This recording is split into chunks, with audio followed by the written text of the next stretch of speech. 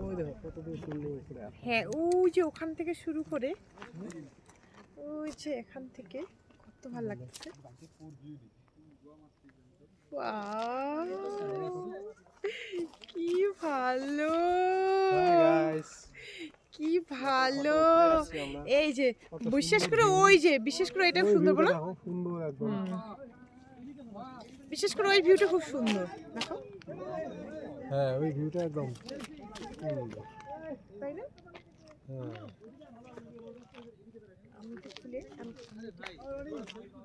এই যে